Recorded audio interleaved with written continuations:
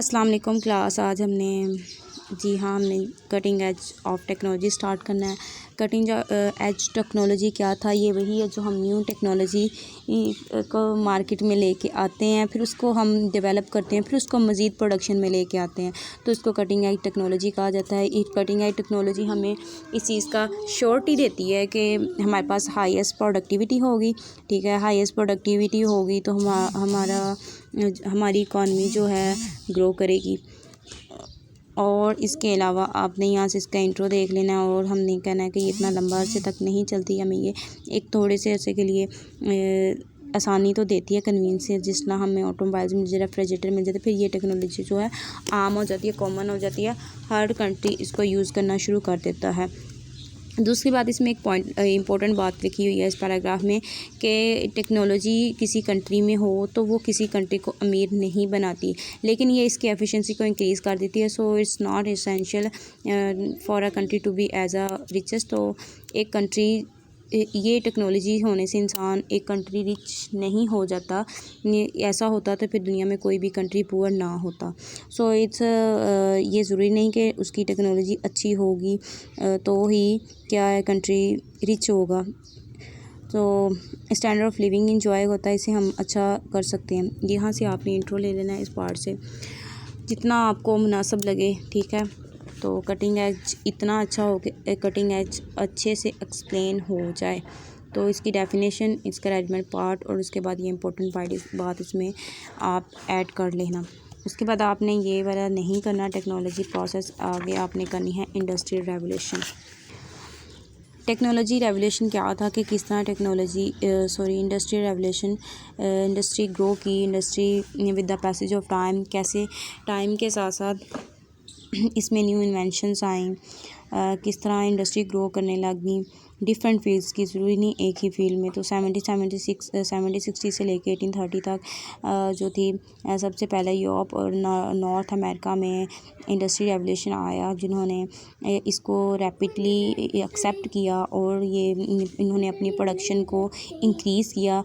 और इसमें different categories थी, कौन से इंपॉर्टेंट एरिया थे जहाँ पे इंडस्ट्री रेवोल्यूशन आई थी। फर्स्ट वन था टेक्सटाइल इनोवेशन आई, न्यू फैक्चर है, टेक्सटाइल आए, इन्होंने न्यू वेविंग करनी शुरू, स्पिनिंग एंड प्रिंटिंग फैब्रिक जो थे इनके लिए मशीनरी बनाई, उनके प्रोडक्शन में लेके इनसे क्या हुआ, इनको काफ़ी ज़्यादा बेनिफिट हुआ। उसके एनर्जी इज़ द, आपने एनर्जी का पूरा सब्जेक्ट पढ़ा, आप इसमें सारा वो प्रोसेस लिखते हैं, किस तरह कोल माइनिंग करते हैं, उनके थ्रू हम ऑयल के थ्रू इलेक्ट्रिसिटी प्रोड्यूस करते हैं, वो सारा इसमें आएगा।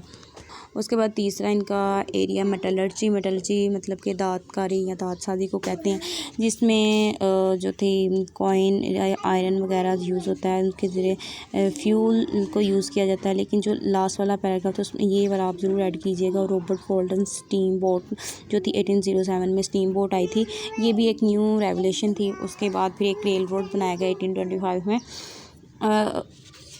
और मेटलर्जी जिसमें हम जो थे वुड को कोल के रिप्लेस किया गया था, हम किस तरह इन टेक्निक्स को यूज़ करने लगे, इनोवेशन लाई और हमारा आउटपुट इंक्रीज़ करने लगा, प्रोडक्शन ऑफ आयरन इंक्रीज़ की।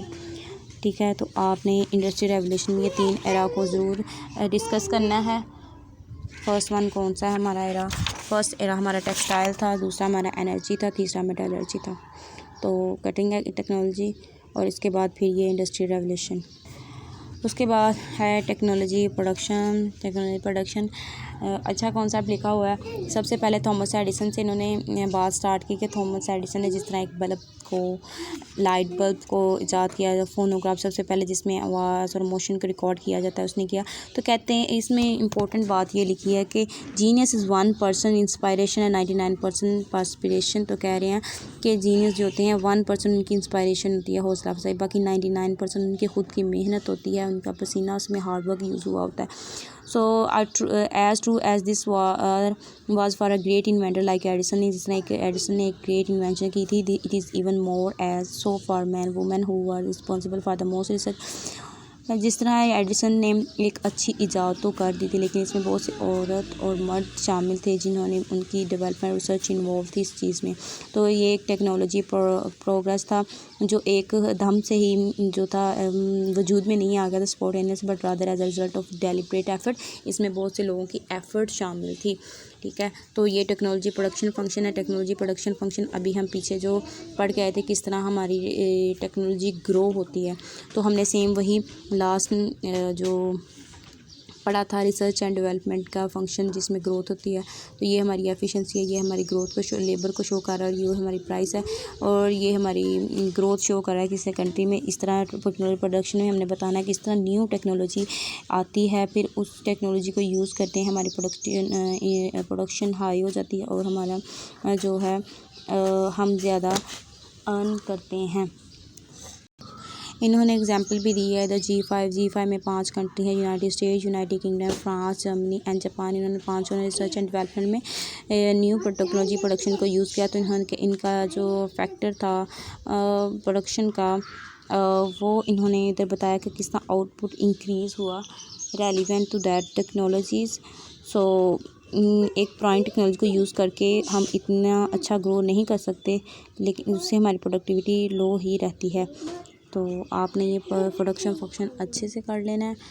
सो आज के लिए आपका इतना था। होप्स हमारा जस्ट छोटे छोटे टॉपिक रह गए हैं, हम इनको इंशाल्लाह कवर कर लेंगे। उसके साथ आपको थोड़ा इसलिए पढ़ा रही हूँ कि आप थोड़ा थोड़ा पीछे से भी कवर करना शुरू कर दें।